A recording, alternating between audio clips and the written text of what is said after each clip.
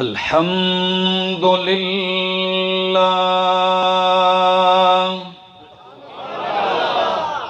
الحمد لله رب العالمين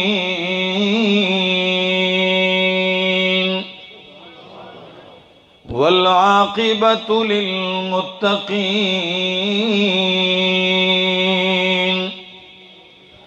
والصلاة والسلام على أشرف الأنبياء وإمام المرسلين وعلى آله وأصحابه أجمعين. أما بعد فأعوذ بالله من الشيطان الرجيم. بسم الله الرحمن الرحيم. يا أيها الناس اتقوا ربكم الذي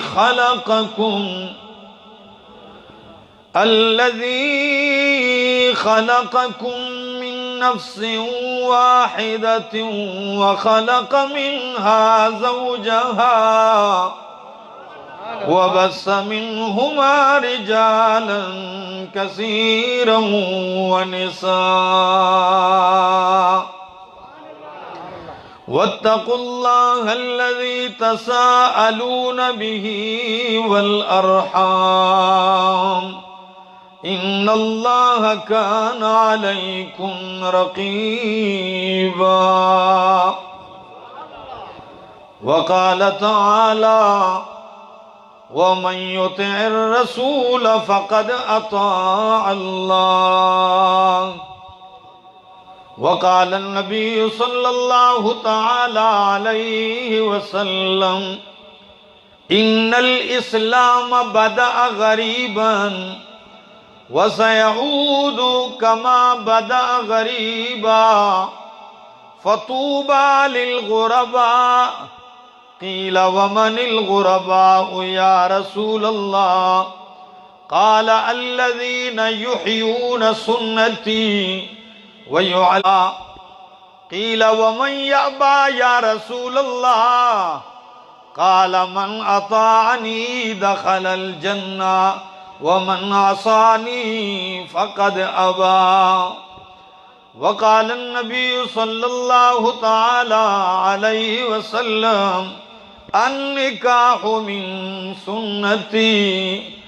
وقال عليه الصلاة والسلام فمن رغب عن سنتي فليس مني. سبحان ربك رب العزة عما يصفون وسلام على المرسلين والحمد لله رب العالمین. انتہائی قابل عزت، قابل احترام، ذی قدر علماء کرام اور ضلع منڈی بہاؤالدین کی اس تحصیل پھالیاں کے علاقے دادے اور گرد و نواح سے آئے ہوئے میرے معزز مکرم دوستو، السلام علیکم ورحمۃ اللہ.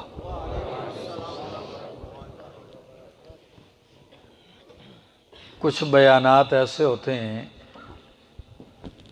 کہ وہ ہم اپنی مرضی سے ایک وقت دے دیتے ہیں اور پھر اس وقت پہ حاضری ہوتی ہے، لیکن آج کے اس پروگرام میں جو حاضری ہے یہ بڑے زور اور بلکہ یوں سمجھیے کہ مجبور ہو کے آیا ہوں. میں نے بڑا ان کو انکار کیا کہ میں نہیں آ سکتا. کئی مہینوں سے لگاتار سفر، کل باجوڑ کے اندر تھا، باجوڑ سے واپس ہری پور آنا، جمعہ پڑھانا، جمعہ پڑھایا تو سیدھا بڑی تیزی کے ساتھ کہ ان کا پروگرام ختم نہ ہو جائے، کہیں خراب نہ ہو، یہاں پہنچا صبح میں نے پہنچنا ہے کل شجاعت ملتان انشاءاللہ العزیز۔ تو میں نے ان سے بڑی معذرت کی، لیکن انہوں نے کہا یہ ساتھی ہیں عادل شیر صاحب اور ان کے دوست احباب اور رشتہ داروں کی خواہش ہے کہ ہم شادی کریں گے تو تب ہی کریں گے جب یہ آئیں گے۔ تو میں نے کہا چلو باقی پروگرام تو بندہ کوئی نہیں 2 مہینے بعد ہو تو اس بیچارے کی شادی خواہ مخواہ کیوں لیٹ ہو۔ تو میں نے کہا بھائی چلو میں اپنی اوپر ہی تکلیف گوارا کر لیتا ہوں، لیکن ان کی خوشیوں کو ادھورا نہیں چھوڑنا چاہتا۔ جزاکم اللہ، ماشاءاللہ۔ دوستو، آپ کی توجہ کا طلبگار رہوں گا کہ اتنی بڑی کثیر تعداد میں آپ لوگ جمع ہوئے کتاب و سنت سننے کے لیے۔ میری کوشش ہوگی کہ میں آپ کے سامنے اختصار کے ساتھ قرآن و سنت کے کچھ موتی آپ کے دل و دماغ میں ڈال سکوں۔ اللہ کرے جو لوگ آئے ہیں اور دل کا برتن سیدھے رکھے ہیں، اللہ کرے کہ اس برتن میں کچھ پڑ جائے اور لے جائیں۔ اللہ کے پاک پیغمبر صلی اللہ تعالی علیہ وسلم کو اللہ نے کامل اور مکمل دین عطا فرمایا ہے، اور مکمل بھی تب ہوا جب آپ کی 23 سالہ محنت لگی، ورنہ تمام انبیاء کی محنت جو تھی اس کے اوپر انسانیت نے پانی پھیر دیا تھا کہ کائنات میں سب سے بڑا مرکز توحید کعبۃ اللہ کو بتوں سے بھر دیا تھا۔ اللہ کا گھر ویران تھا، بت خانے اور قبرستان آباد تھے، لیکن قربان جاؤں اللہ نے مہربانی فرمائی اور نبی اکرم صلی اللہ تعالی علیہ وسلم کو غار حرا میں جو محو عبادت تھے فرمایا میرا محبوب اٹھیے اور کائنات کی ہدایت کا سامان کیجیے۔ پہلے دن ہی سے کیا فرمایا؟ اقرأ بسم ربک الذی خلق۔ پہلی وحی، پہلا حکم، پڑھ میرے پیغمبر اپنے رب کے نام سے۔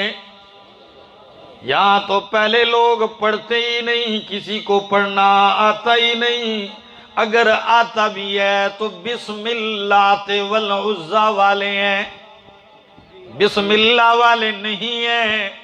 میرے پیغمبر آپ نے پڑھنا ہے تو کس کے نام سے پڑھنا ہے؟ اقرأ بسم ربک الذی خلق۔ آپ آغاز کرتے ہیں دادے والوں، اور ایسا آغاز کیا کہ اللہ نے تاکید ہی اتنی کی تھی، اللہ نے زور ہی اتنا دیا تھا، اللہ نے حکم ہی اتنا تاکیدی دیا تھا کہ فرمایا یا ایھا الرسول بلغ ما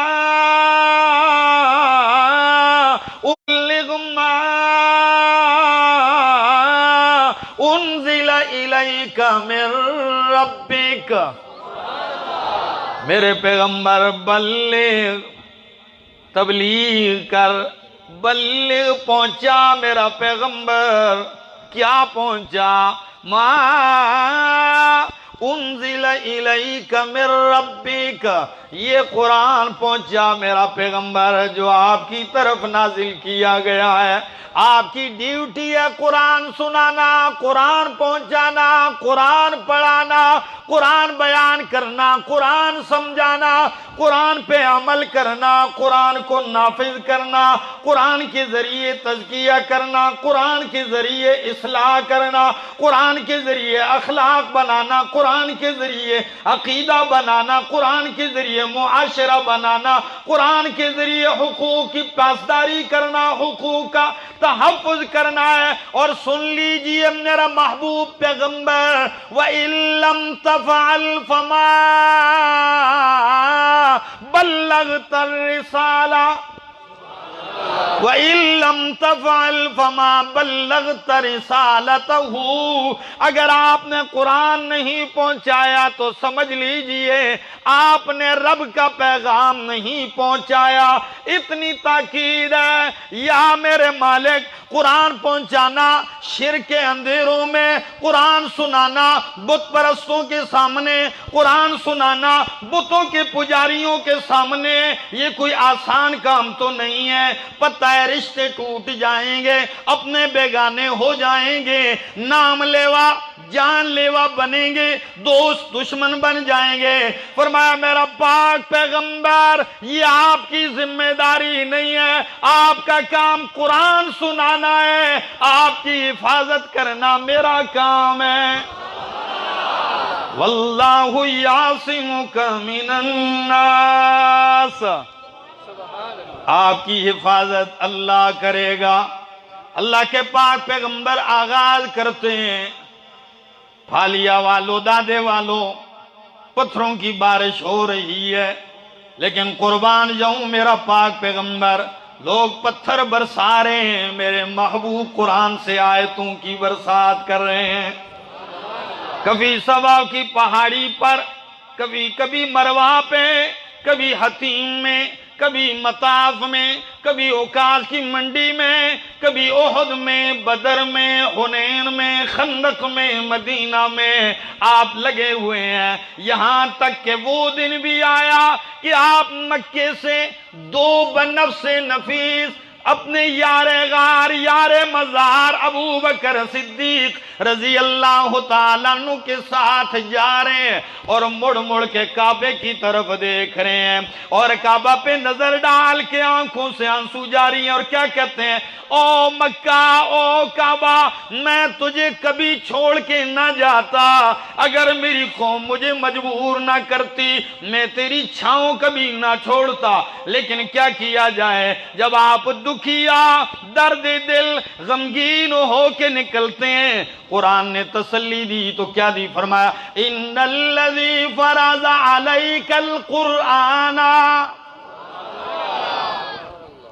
علماء بیٹھے ہیں، ذرا انداز تو دیکھیے، ان الذی فرض علیک القرآن، او میرا سونا پیغمبر، جس ذات نے آپ پر قرآن کی تبلیغ فرض کر دی ہے، قرآن پہنچانا فرض کر دیا ہے، سن لیجئے آج آپ کو نکالا جا رہا ہے، لَرَادُّكَ إِلَىٰ مَعَادٍ، آج آپ تنہا جا رہے ہیں، بہت جلد ہی جب آپ آئیں گے فاتح بن کے آئیں گے۔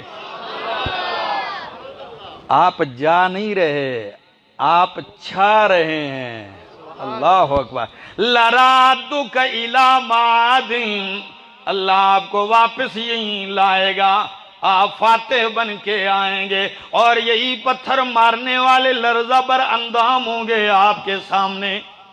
چلتے ہیں اللہ کے پاک پیغمبر مدینہ منورہ میں، دادے والو، منڈی بہاؤدین والو، تحصیل پھالیاں کے رہنے والو، میرا پاک پیغمبر کبھی غار کے اندر پناہ لینے والے پیغمبر، 3 راتیں 3 دن ابو بکر صدیق کی جھولی میں گزارنے والے۔ واہ ابو بکر، آپ کی جھولی بھی کیا جھولی ہے۔ حافظ ابن حجر عسقلانی فرماتے ہیں، ایسے چوکڑی مار کے صدیق اکبر بیٹھتے ہیں، اور نبی کریم صلی اللہ علیہ وسلم آپ کی جھولی میں سر رکھ کے سو جاتے ہیں، تو گود صدیق میں مصطفیٰ کا چہرہ ایسے لگتا ہے جیسے کسی نے رحل میں قرآن رکھا ہو۔ واہ ابو بکر، کیا شان ہے، کس کو معلوم۔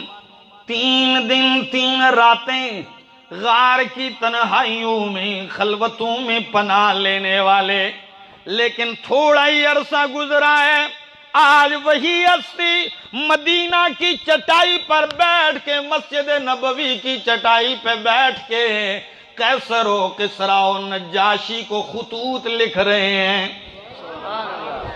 آج بادشاہوں کو خط لکھ رہے ہیں، اور خط بھی یہ نہیں 20 صفحے کا خط ہو، نہیں، 2 ٹوک، من محمد رسول اللہ صلی اللہ علیہ وسلم، من محمد رسول اللہ، محمد رسول اللہ کی طرف سے بادشاہ کا نام، کہ آپ کی طرف پیغام کیا ہے؟ کہتے اسلم تسلم، اسلم تسلم، اسلام قبول کر لے، تیری حکومت بھی سالم رہ جائے گی، تو بھی سالم رہ جائے گا، تیری رعایا بھی سلامتی پا جائے گی، اور اگر نہیں پھر تیار ہو جا میرے جانثاروں کے لشکر کے سامنے۔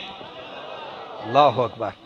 پھر وہ دن بھی آیا، اعلان ہو گیا اطراف عالم میں کہ اس سال سید الانبیاء محمد رسول اللہ صلی اللہ تعالی علیہ وسلم حج کے لیے جا رہے ہیں۔ پتہ ہے کتنے لوگوں کی آپ میں سے چاہت ہوگی کہ ہم کسی عالم دین کے ساتھ عمرے کے لیے جائیں؟ جی، سنگت میں حج بندہ کرے، عالم ہو، پرہیزگار ہو، ہر آدمی کی چاہت۔ تو جہاں سید الانبیاء محمد الرسول اللہ صلی اللہ علیہ وسلم کا سنو، اطراف عالم سے دنیا آ رہی ہے، وفاداروں کا ایک ہجوم ہے، اور کتنی تعداد؟ 1,40,000 سے تعداد متجاوز ہے۔ اللہ اکبر۔ کہاں تنے تنہا مدینہ جانا، اور آج وہ دن آیا کہ 1.25 لاکھ سے اوپر 1.5 لاکھ کے قریب انسانوں کا ٹھاٹھے مارتا ہوا سمندر ہے۔ جمعے کا دن ہے، عصر کا ٹائم ہے، آپ اونٹنی پہ سوار ہیں، حجاج کرام سارے میدان کے اندر اکٹھے ہیں۔ نبی کریم نے جب یہ منظر دیکھا، فرمایا او لوگو، کل قیامت کے دن تم سے میرے بارے میں پوچھا جائے گا، کل تم سے میرے بارے میں پوچھا جائے گا، تو آج بتاؤ الا هل بلغت الرسالہ، کیا میں نے اللہ کا پیغام پہنچایا کہ نہیں؟ کتنا عجیب سوال ہے۔ الا هل بلغت الرسالہ، کیا میں نے اللہ کا پیغام پہنچایا کہ نہیں؟ تو جواب سنیے نظرا، پورا مجمع یک زبان ہو کے کہتا ہے قد بلغت الرسالۃ وأدیت الامانۃ ونصحت الامۃ وکشفت الغمۃ۔ کیا تائید ہے، کیا تصدیق ہے، آپ نے پہنچا دیا اور پہنچانے کا حق ادا کر دیا، آپ نے امت کی خیرخواہی کا حق ادا کر دیا، وَكَشَفْتَ الْغُمَّةَ، آپ نے سارے پردے ہٹا کے حقیقتیں لوگوں کو بتا دی ہیں، آشکارا کر دی ہیں۔ جب لوگوں نے گواہی دی تو اللہ کے پاک پیغمبر صلی اللہ تعالی علیہ وسلم فرماتے ہیں اللہم اشہد، اللہم اشہد، 3 دفعہ کہ اللہ فرش والوں نے تو میرے مشن کی، محنت کی، تبلیغ کی، رسالت کی گواہی دے دی ہے، اللہ تو گواہ ہو جا۔ پھالیاں والوں، دادے کے رہنے والوں، موحدین دوستو سنیے، تو جب اللہ کے پیغمبر فرماتے ہیں اللہ یہ تو گواہ بن گئے، اب تو گواہ بن جا۔ امت کی گواہی تو یہ تھی کہ ادیت الامانۃ، نصحت الامۃ وکشفت الغمۃ، یہ امت کی گواہی، اوپر سے میرے رب کی گواہی آنے والی ہے۔ فرمایا الیوم اکملت لکم دینکم واتممت، سبحان اللہ، کیا منظر ہوگا۔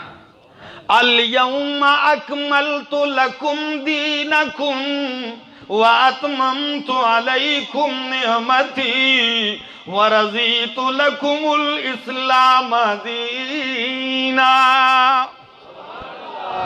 عجیب الفاظ ہیں۔ الیوم، دین تو چلا بہت پہلے سے ہے، لیکن یہ اعلان تورات میں نہیں کیا، انجیل میں نہیں کیا، زبور میں نہیں کیا۔ الیوم میرے پیغمبر آج اعلان تب کر رہا ہوں کہ آج آپ کی 23 سالہ محنت لگ چکی ہے۔ اللہ اکبر۔ الیوم اکملت لکم دینکم واتممت علیکم نعمتی، میں نے نعمت تمام کر دی ہے، ورضیت لکم الاسلام دینا، اور میں نے تمہارے لیے دین کو، اسلام کو بطور دین پسند کر دیا ہے، راضی کر دیا ہے، میں راضی ہو گیا ہوں اس پہ۔ رضی تو یہ میرا پسندیدہ دین ہے تمہارے لیے۔ اللہ اکبر۔ نبی کریم صلی اللہ علیہ وسلم کی محنت پہ دین مکمل ہو گیا، اعلان ہو گیا۔ اس مکمل دین میں بیت اللہ سے لے کر بیت الخلا تک کا سارا طریقہ موجود ہے۔ یہ نہ سمجھے کہ کوئی ادھورا دین ہے، یا صرف نماز کا نام دین ہے، یا صرف روزے کا نام دین ہے، نہ۔ الیوم اکملت لکم دینکم، دین بھی مکمل۔ اور اللہ کے پاک پیغمبر کا ارشاد ہے، بعثت لأتمم مکارم الاخلاق، اخلاق کے مکارم، اخلاق کے سارے درجے بھی میں پورے کرنے آیا ہوں۔ اخلاق بھی بتلا دیا، دین مکمل ہو گیا۔ مکمل دین میں تجارت بھی ہے، معیشت بھی ہے، حکومت بھی ہے، لڑائی بھی ہے، جنگ بھی ہے، عدالت کے فیصلے بھی ہیں، میاں بیوی کے حقوق اور شادی نکاح بھی ہے۔ بھائی شیر دل کا نکاح ہے آج نا، اگرچہ دور کھڑے ہیں، قریب نہیں آ رہے۔ آگے اچھا، میں نے کہا بلاؤ ان کو، انہی نے تو موقع فراہم کیا ہے۔ میں ابھی دیکھ رہا تھا ان نوجوانوں کی اتنی محبت اور پیار۔ میں نے کہا نوجوانوں کی فکر تو یہ ہوتی ہے کہ شادی میں تو یہ تو 2 مہینے پہلے سے تیاریاں کرتے ہیں کہ ہم نے تو کچھ یہ خرافات کرنے ہیں۔ کیا سعادت کی بات ہے کہ جب نوجوان کے اندر یہ تبدیلی آ جائے تو سمجھو دنیا میں انقلاب برپا ہونے والا ہے۔ نوجوانوں، تمہارا یہ گرم خون جو کچھ کر سکتا ہے نا، تمہارے جوانی کا یہ ایک سجدہ بڑھاپے کے 70 سجدوں سے افضل ہے۔ میں بہت محبت کرتا ہوں، میں بہت پیار دیتا ہوں ان کو۔ جب مسجد میں دیکھتا ہوں نوجوان آتے ہیں، ہمارے ہاں ایک بوڑھا بابا تھا مسجد میں، تو جب بھی کسی نوجوان کو دیکھتا تو کبھی زور سے ان کو برا، او بھائی یہ کر دیا وہ کر دیا، کبھی کہتے آپ وہ ٹوپی بغیر آ گیا، فلاں ہو گیا فلاں ہو گیا۔ بوڑھے بابے ہوتے ہیں سخت مزاج کے، نکل جاؤ مسجد سے۔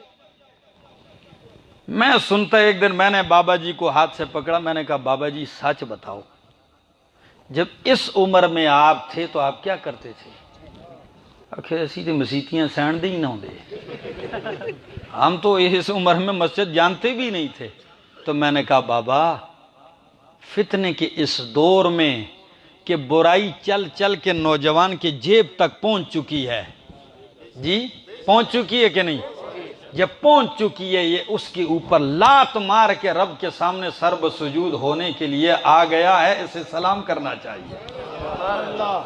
نوجوانوں، میرا پیغام سن لیجئے، یہ جوانی کا وقت ہے، لگا لو، یہ گھڑی پھر نہیں آئے گی، پھر نہیں آئے گی۔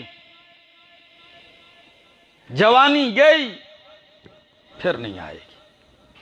کل تھکا ہوا بہت تھا نا، تو ایک شخص نے کہا بہت تھکے ہیں تو خیر کچھ چھٹیاں۔ میرے دل میں ایک بات آئی، میں نے کہا ابھی جوانی ہے تو اگر بڑھاپے میں پھر ارمان کروں کہ کاش میں جوانی میں پھرتا ان لوگوں پہ قرآن سناتا، تو بڑھاپے میں ارمان اور افسوس کرنے سے بہتر ہے کہ جوانی میں اس کو قیمتی بنا لوں۔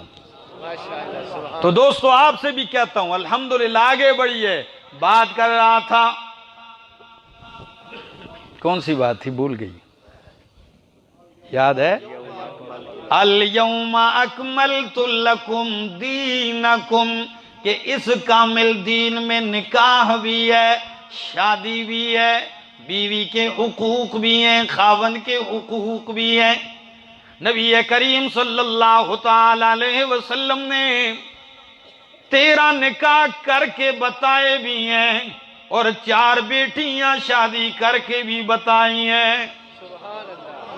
قربان جاؤں 25 سال کا نوجوان پیغمبر اللہ صلی اللہ علیہ وسلم، 25 سال کا نوجوان اور 37 سال یا 30 بعض نے 40 بھی لکھا ہے، 40 سال کی بیوہ ام المومنین خدیجہ الکبریٰ رضی اللہ تعالیٰ عنہ سے نکاح کرتے ہیں، شادی ہوتی ہے اور زندگی ایسے گزرتی ہے، اتنے پیار اور محبت کی زندگی گزر رہی ہے۔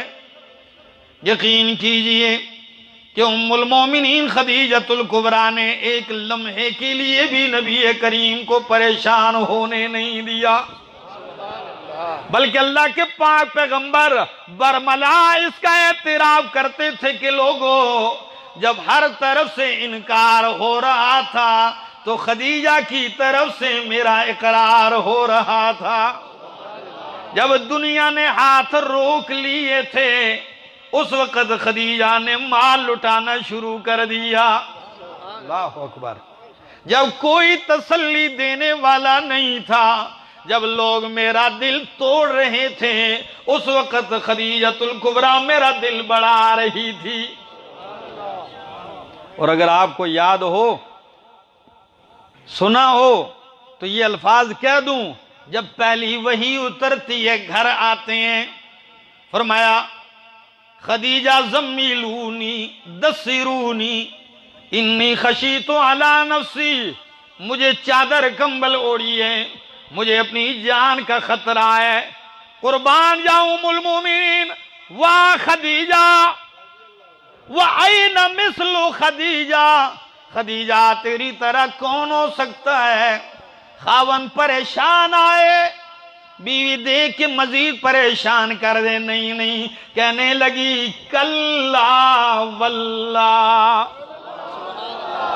کیا الفاظ ہیں، کلا واللہ لا یخزیک اللہ ابدا انک لتصل الرحم وتکسب المعدوم وتصدق الحدیث وتقری الضیف وتعین علی نوائب الحق۔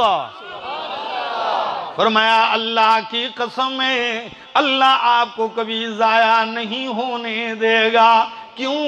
انکا لتصل الرحم، آپ تو رشتے جوڑنے والے ہیں، آپ رشتے پالنے والے ہیں، آپ تو بے کسوں کو کما کے دینے والے ہیں، خود پیٹ پہ پتھر باندھ لیتے ہیں لیکن چاہنے والے کی بھوک برداشت نہیں کرتے، خود فاقے برداشت کر لیتے ہیں لیکن امتی صحابی کی تکلیف برداشت نہیں کرتے۔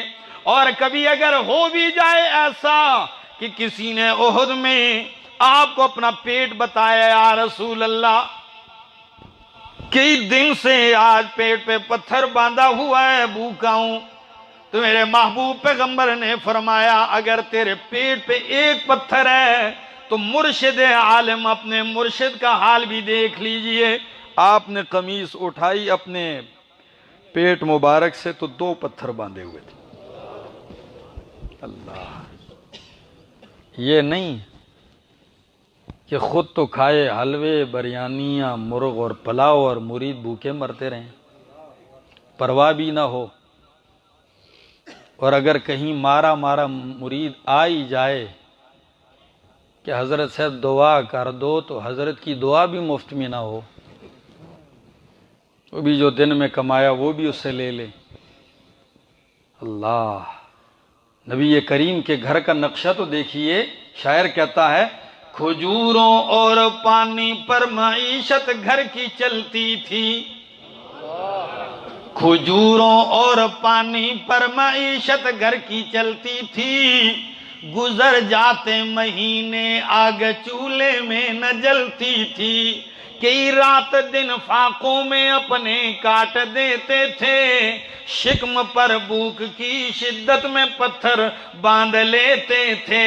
لیکن دادے والوں مقام دیکھیے، رتبہ دیکھیے، شان اللہ نے کتنی دی ہے۔ شاعر کہتا ہے مصافہ جس کو ہونے کی سعادت ہاتھ آتی تھی، جس کو میرے مصطفیٰ صلی اللہ علیہ وسلم سے مصافحہ کا موقع ملتا، مصافحہ جس کو ہونے کی سعادت ہاتھ آتی تھی، تو پورا دن گزر جاتا مگر خوشبو نہ جاتی تھی۔ اللہ اکبر۔ تو آپ نے نکاح کیے بھی اور آپ نے بیٹیاں بھی نکاح میں دی ہیں، 4 بیٹیاں، زینب، رقیہ، ام کلثوم اور فاطمہ۔ نبی کی کتنی بیٹیاں تھی؟ بولیے، 4 بیٹیاں، زینب، رقیہ، ام کلثوم اور فاطمہ الزہرا رضی اللہ تعالی عنہن۔ اللہ سب سے راضی ہو۔ یقین کیجئے کیا مقام ہے، کیا شان ہے۔ آپ کی خاطر آپ کی بیٹیوں نے بھی تکلیفیں اٹھائی ہیں۔ تو کیا ہمارے غمی خوشی میں ہمارے لیے نبی پاک کی زندگی نمونہ نہیں ہے؟ قرآن نے تو صاف لفظ کہہ دیا، لَقَدْ كَانَ لَكُمْ فِي رَسُولِ اللَّهِ أُسْوَةٌ حَسَنَةٌ۔ او کائنات کے لوگوں، تم میرے پیغمبر کی زندگی، میرے پیغمبر کی سیرت تمہارے لیے بہترین نمونہ ہے۔ اسوۃ حسنہ، دادے والو، نبی کے اسوہ کو میرے رب نے حسنہ کہا ہے۔ اور آج کا بے شرم بے حیا مولوی بدعت کو بھی بدعت حسنہ کہتا ہے۔ میں کہتا ہوں بدعت حسنہ نہیں ہے، میرے نبی کا اسوہ حسنہ ہے۔ قرآن کے لفظ پہ تو غور کیجیے، لَقَدْ كَانَ لَكُمْ فِي رَسُولِ اللَّهِ أُسْوَةٌ حَسَنَةٌ۔ اور صرف بیٹیاں ہی نہیں بیاہ کے دی ہیں، آپ نے صحابہ کرام کے نکاح بھی کی، اور بڑے عجیب عجیب طریقے سے انسان کی عقل حیران رہ جاتی ہے۔ نبی کریم کے صحابہ میں ایک نمایاں شخصیت ہے، کم لوگوں کو ان کا تذکرہ معلوم ہے، حضرت جلیبیب رضی اللہ تعالیٰ عنہ۔ اللہ، غریب ہیں، نادار ہیں، مفلس ہیں، رنگت بھی کالی ہے، لیکن باہر سے رنگ کالا ہے، لیکن دل نور ایمان سے منور ہے۔ ہاں، دولت دنیا نہیں، لیکن دولت ایمان سے مالا مال ہے۔ ایک دفعہ نبی علیہ السلام کی مجلس میں آئے، نبی علیہ السلام نے فرمایا، جلیبیب آپ شادی نہیں کرتے؟ شادی نہیں کرتے؟ تو پتہ کیا کہا؟ یا رسول اللہ صلی اللہ علیہ وسلم، میں غریب مفلس نادار ہوں، رنگت بھی کوئی ٹھیک نہیں، مجھے کون رشتہ دے گا؟ اللہ اکبر۔ نبی علیہ السلام نے فرمایا تجھے میں رشتہ کرا کے دوں گا۔ کیا بات ہے، میں شادی کرواؤں گا۔ فرمایا یا رسول اللہ اس سے اور بہتر کون سی بات ہے۔ ایک انصاری آئے، نبی کریم نے فرمایا او انصاری، بیٹی کا رشتہ میرے لیے چاہیے۔ آپ کی بیٹی کا رشتہ اپنے لیے چاہتا ہوں۔ وہ کہنے لگا علی الرأس والعین یا رسول اللہ، میری بیٹی اور آپ کے لیے جب کہیں ابھی۔ فرمایا نہیں، اپنے لیے نہیں، کسی اور کے لیے۔ فرمایا پھر یا رسول اللہ کس کے لیے؟ فرمایا جلیبیب کے لیے۔ کس کے لیے؟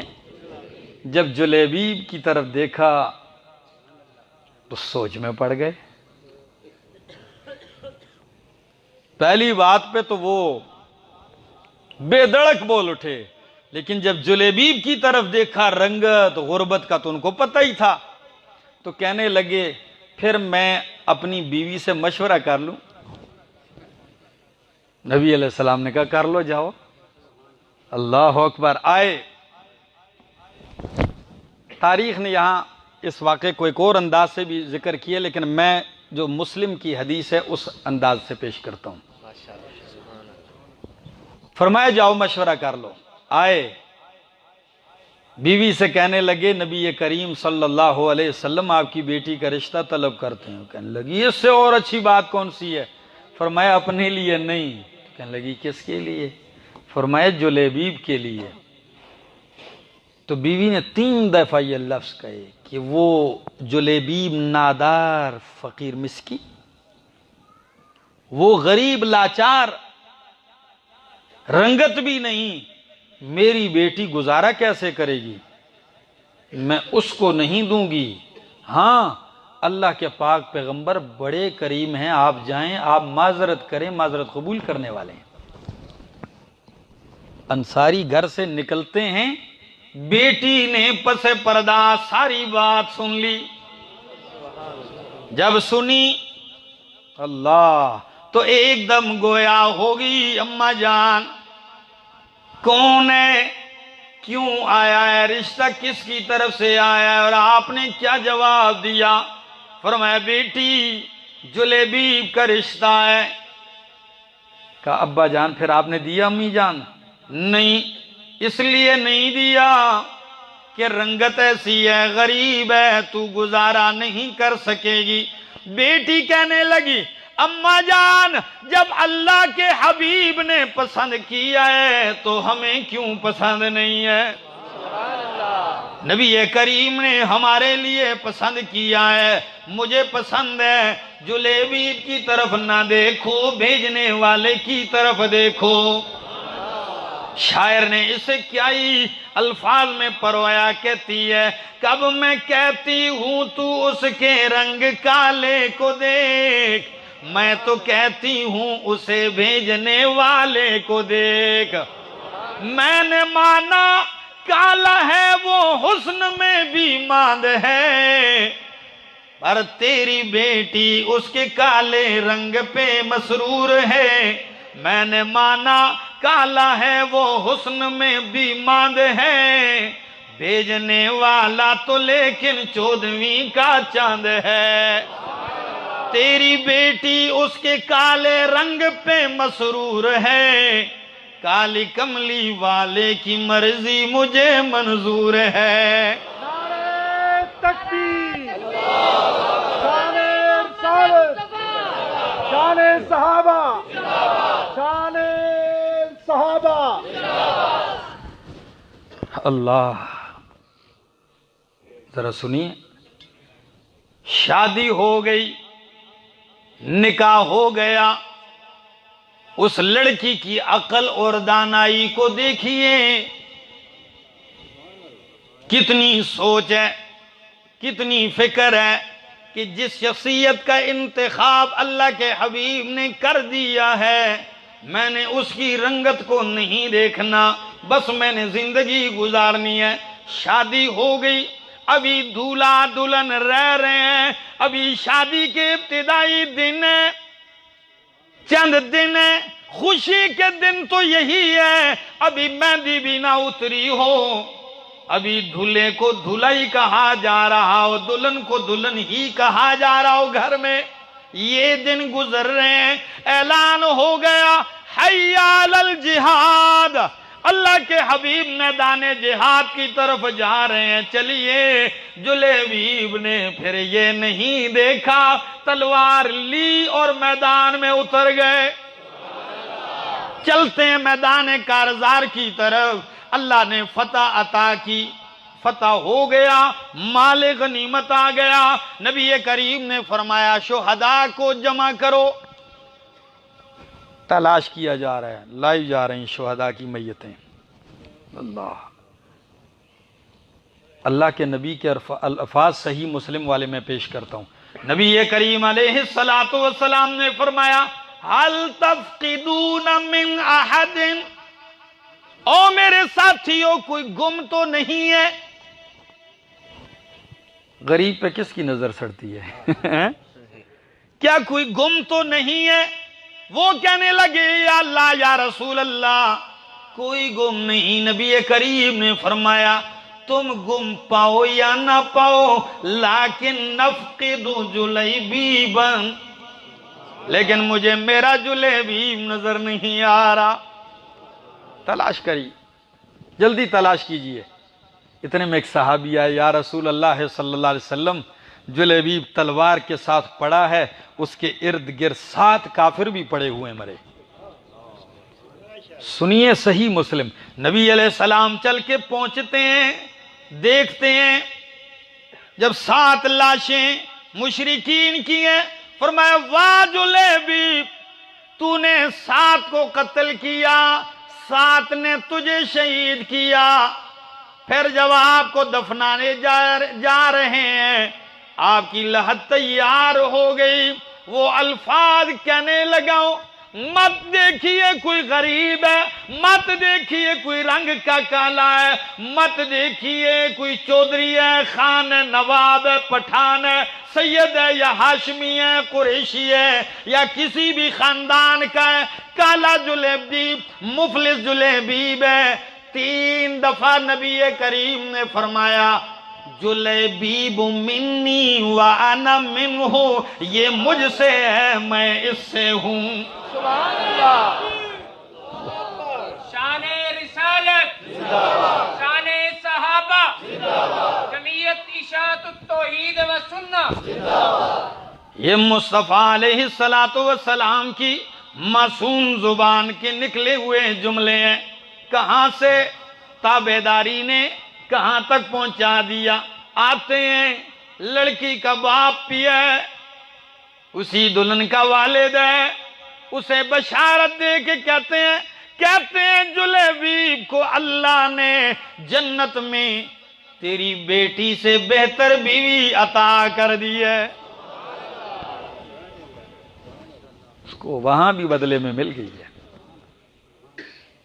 دوستو آئیے، سنت میں اللہ نے بڑی برکات رکھی ہیں۔ جس شخص نے سنت کی راہ اپنا لی ہے، ہاں یہ بات ضرور یاد رکھیے۔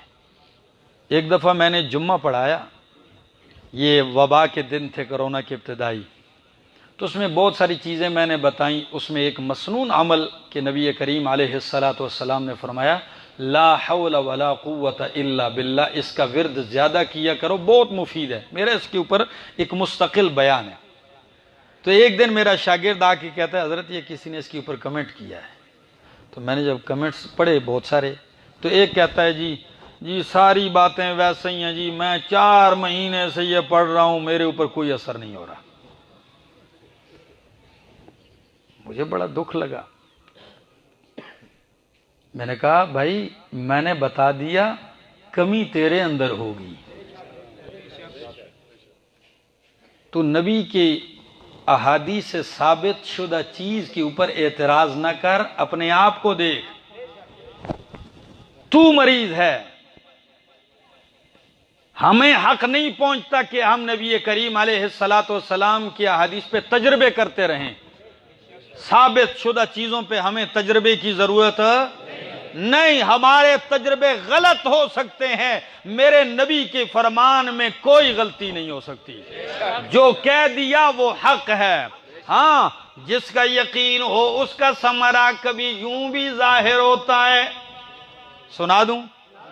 جی کہہ دو سبحان اللہ۔ تھکے بیٹھیں کہ پکے؟ بس میں بھی زیادہ وقت نہیں لیتا ہوں، سن لیجئے۔ حضرت ام سلمہ رضی اللہ تعالی عنہ شادی ہوئی ہے ابو سلمہ سے، اس کنیت سے مشہور ہیں۔ ام سلمہ اور خاوند ابو سلمہ، پیار بری زندگی گزر رہی ہے، ایمان کی دولت بھی ہے، محبت بری زندگی ہے۔ کہنے لگی ایک دن خاوند گھر آیا، بڑا خوش لگ رہا ہے، چمک رہا ہے، خوشی سے جھوم رہا ہے۔ میں نے کہا ابو سلمہ آج تو بڑے خوش لگ رہے ہو۔ فرمایا کیوں خوش نہ ہوں، آج میں نے نبی کریم علیہ السلام سے ایک عجیب دعا سیکھی ہے۔ آپ کو سکھا دوں؟ تو ام سلمہ سے کہا، تو نے کہا مجھے بھی سکھا دیں، آپ بھی یاد کر لینا۔ فرمایا میں نے اپنے محبوب پیغمبر سے سنا ہے علیہ السلام سے۔ کیا سنا؟ فرمایا جب کسی بندے کو کوئی مصیبت، تکلیف، حادثہ پہنچے، پہلے وہ کہے انا للہ و انا الیہ راجعون، یہ پڑھے۔ اس کے بعد وہ کہے اللہم اجرنی فی مصیبتی، اللہم اجرنی فی مصیبتی واخلف لی خیرا منہا، اللہ مجھے اس تکلیف، مصیبت جو پہنچی ہے اس کے بدلے میں اجر عطا کر، اور جو چیز تو نے لی ہے اس سے بہتر عطا کر۔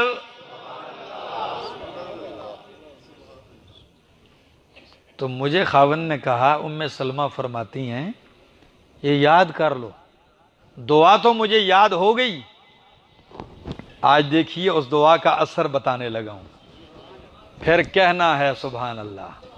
انتظار کیجئے ذرا۔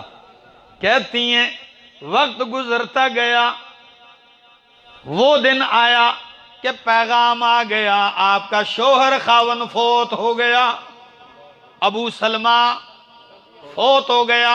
تو میں نے کہا انا للہ و انا الیہ راجعون، اللہم اجرنی فی مصیبتی واخلف لی خیرا منہا، اللہ میری مصیبت کا مجھے اجر دیجئے اور اس سے بہتر عطا کیجئے۔ لفظ تو کہہ رہی ہوں پر سمجھ میں نہیں آ رہا کہ میرے لیے میرا پیارا خاوند، محبت برا شوہر، پیار کی زندگی گزرنے والی ہے، ابو سلمہ سے میرے لیے بہتر کون ہو سکتا ہے کہ میں دعا میں یہ کہوں اللہ کہ مجھے مصیبت میں اجر دے اور اس سے بہتر مجھے عطا کر۔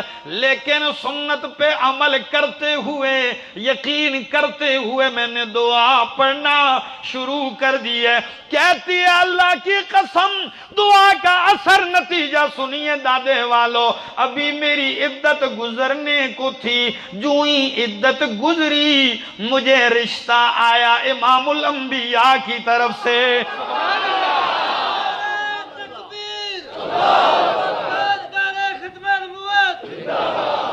اللہ اکبر۔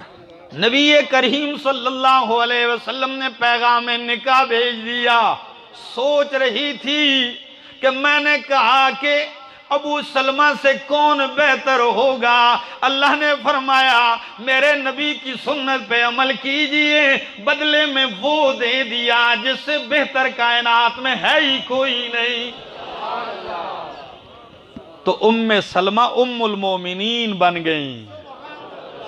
دوستو رضی اللہ تعالی عنہ، دوستو آئیے تجربے نہ کیجئے، یقین رکھیے، اس میدان میں آگے بڑھیے، اور ہمارا مشن، ہمارا پروگرام یہی ہے کہ ملک کے طول و عرض میں رب کا قرآن سنایا جائے، رب کی توحید سنائی جائے، مصطفیٰ کی سنت سنائی جائے، شرک کی تردید کی جائے، بدعات کی بیخکنی کی جائے، اور یہی کہتے ہیں کہ اقوال نبی پھول ہیں اور بدعات ہیں کانٹے، اقوال نبی پھول ہیں اور بدعات ہیں کانٹے، ہم پھولوں کو کانٹوں سے جدا کرتے رہیں گے۔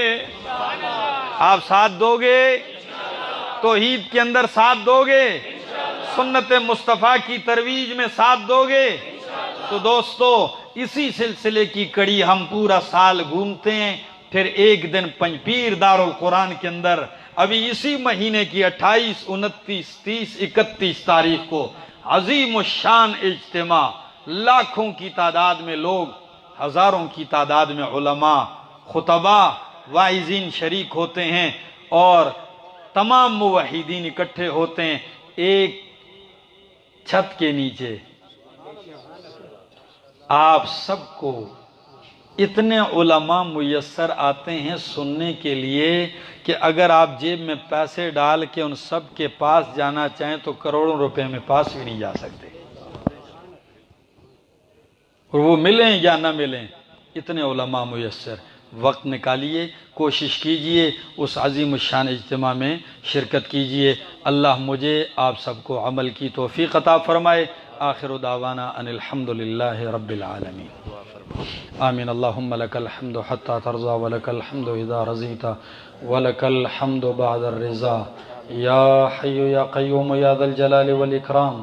اللہ ہماری حاضری قبول اور منظور فرما۔ اے اللہ جتنے لوگ آئے ہیں سب کی جھولیوں کو خیر اور برکتوں سے بھر دے اللہ، سب کی جائز حاجات کو پورا فرمائے اللہ۔